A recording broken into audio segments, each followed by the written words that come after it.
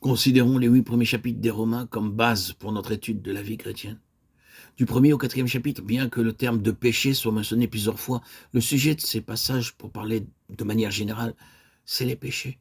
Dans les chapitres 5 à 8, c'est le contraire que nous constatons, alors que les péchés se trouvent plusieurs fois mentionnés. L'accent est mis sur le péché. Dans la première partie, il est question des péchés que j'ai commis devant Dieu. Et dans la seconde, il s'agit de la découverte du principe du péché agissant en moi. J'ai besoin d'être pardonné de mes péchés, mais j'ai aussi besoin d'être délivré de la puissance du péché. L'Épître aux Romains ne nous enseigne pas que nous sommes des pécheurs parce que nous commettons des péchés, mais que nous péchons parce que nous sommes pécheurs. Nous sommes pécheurs à cause de notre nature et non pas seulement à cause de ce que nous faisons. Cela est déclaré dans Romains 5, 19.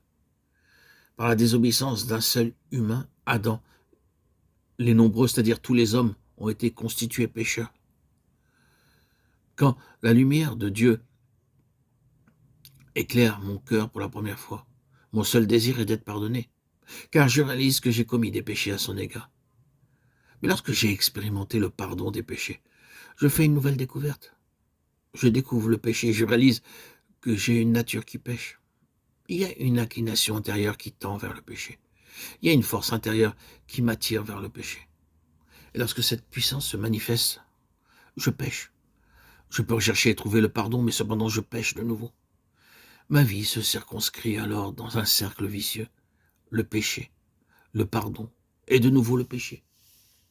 J'apprécie le pardon de Dieu, mais je soupire après quelque chose de plus que cela. J'aspire à la délivrance. Nous avons besoin de pardon à cause de ce que nous avons fait, mais nous avons surtout besoin d'être délivrés de ce que nous sommes.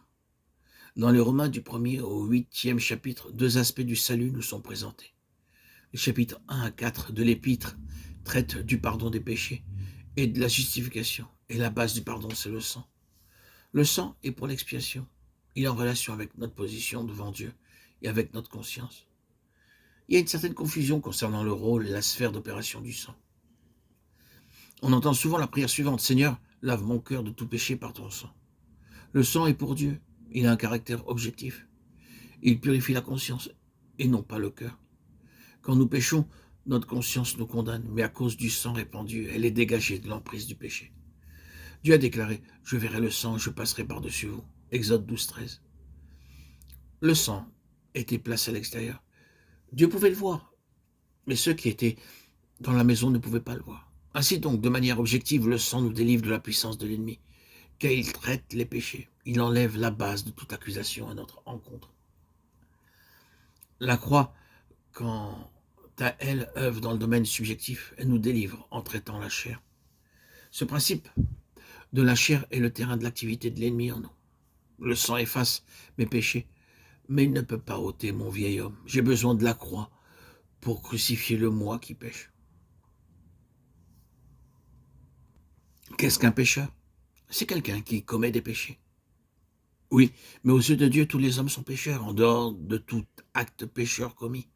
Nous pensons que si seulement nous n'avions pas fait certaines choses, tout irait pour le mieux. Cependant, le problème est plus profond, il ne réside pas dans ce que nous faisons, mais en ce que nous sommes. La racine du problème, c'est le pécheur lui-même, et c'est cela qui doit être traité. Nos péchés sont traités par le sang, mais ce que nous sommes est traité par la croix. Par le sang, nous avons le pardon, et la croix nous délivre de tout ce que nous sommes en Adam.